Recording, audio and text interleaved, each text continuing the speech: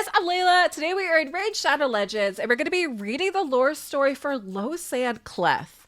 I gotta say, I'm really excited that they added him into the game and that they also gave him lore.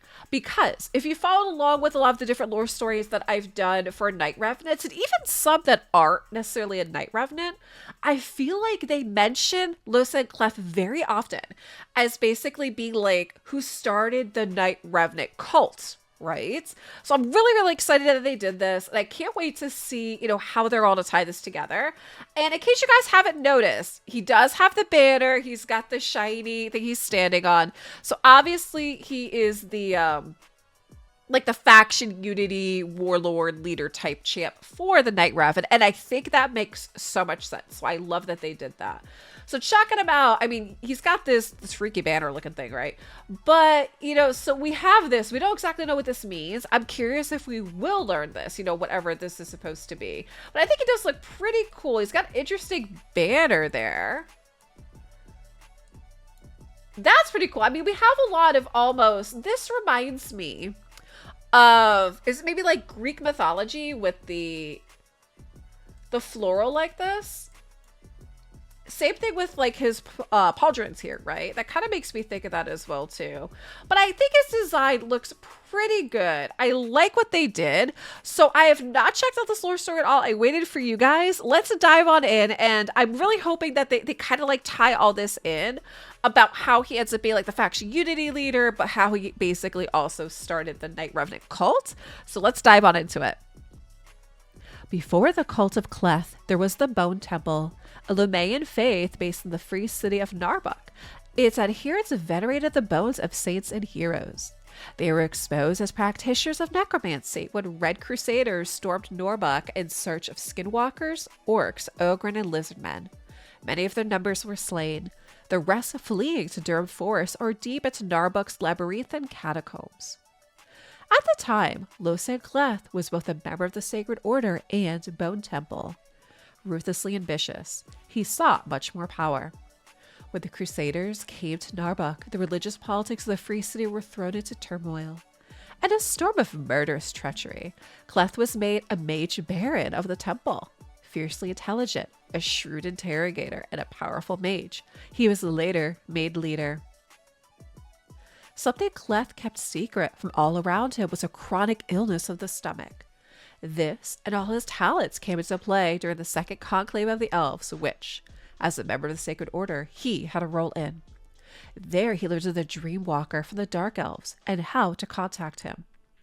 For hours, Cleth spoke with the Dreamwalker, Seroth. The most crucial knowledge he gleaned was that of soul transposition. With this, he could transfer his soul into a healthy body, and do the same for anyone else. He used his new skills to buy the loyalty of the Bone Temple in Durham Forest and Narbuk, and the cult of Cleth was born. He could offer near immortality to anyone, provided there was a host body for their soul to be transpositioned into. Nearly 300 years later, the tendrils of Cleth's cult have spread all over Teleria, especially in Anhel. Though the agents of Aravia and the Sacred Order have burnt out countless cells over the years, or replaced them with each passing year. Cleth rules his followers from a floating island fortress called Perdition, where he is secure from his enemies' efforts to find and kill him. Cleth knows that to maintain his power, he must be seen and heard. His followers cannot be allowed to doubt his power, his devotion to them, and especially not his very existence. But how to do this? Though few bar Gaith the Truth Shield are aware, he has undergone so many transpositions, he now exists as a fragment of his former self. He is in part sustained by his own necromancy, an effort that takes a heavy toll upon him each day. And so Cleth devised the representation. He can magically pilot this fully enclosed and ornate suit of plate armor and mail with perfect fluidity anywhere in the world at his mental command, safely from his private chambers of Perdition. He could see through the helm's eye sockets in greater detail than he could with his own eyes, speak through the grill of its mouth with such power there is no way to block it out, and hear the scratching of mice at the bottom of a transport vessel churning and groaning in a violent storm. Woven into the suit's layer of metal are numerous magic wards that make it all but immune to sorcery. and it has been painstakingly forged to withstand the hardest blows. It can absorb the impact of a charging war stallion. Furthermore, Cleth has magic crafted the representation to be inert to the elements themselves. It can spend 1,000 years at the bottom of the sea and be no less durable or flexible. It is vital the suit be all but indestructible. Cleth's piloting of it leaves a trace of his essence within. Should the representation ever be broken, a skilled sorcerer could use this to discover his location. The representation is not just formidably tough. With it, Cleth can cave in the skull of a bull with a single punch. It is strong enough also to wield the word, an immense glaive of solid steel that serves not only as a weapon Cleth can use to behead a croc and rhinoceros with a single swing, but as a rallying standard to his cultists. Cleth has never needed the representation more. Bicephus' sect of Seroth drove a wedge to the heart of the cult. He has unleashed the vanguard of his dog callers to begin this process, but Cleth must play his part. To add to his troubles, whisperings have reached Cleth of what power Grand Arcanist Kalazar is meddling with in the Stormwind Wastes, and what monsters he has created. Cleth knows that this fool has stemmed upon uncreation. It is a power even he has felt trepidation exploring, for everything he has learned of it tells him it cannot be controlled. Kalazar has forced his hand. Uncreation is Cleth's business now.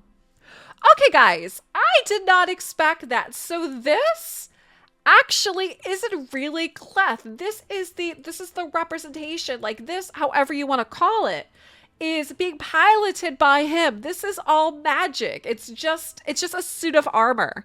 I actually think that's pretty cool. I don't really think they've done a story like that. So basically, the real Cleth is off somewhere else where he's not involved in all the fighting or anything that's going on.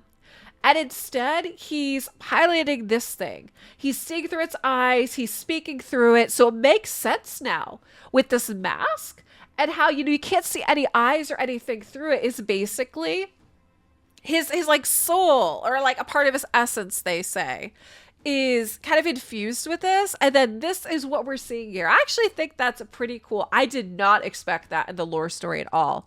I would love to know what you guys think for the lore story for Losan. Cleth, it wasn't what you were expecting. And again, it did do what I thought it would do. Is the lore story did tie in how how he ended up starting the Night Revenant cult, right? The cult of Cleth. And they again talk about Seroth here, right? Like there's other stories where they liken to this Dreamwalker, and the Dreamwalker is actually Seroth, basically in disguise, manipulating, right? So I really like the story quite a bit. I would love to know what you guys think of this. Drop me a comment down below, and thanks for watching.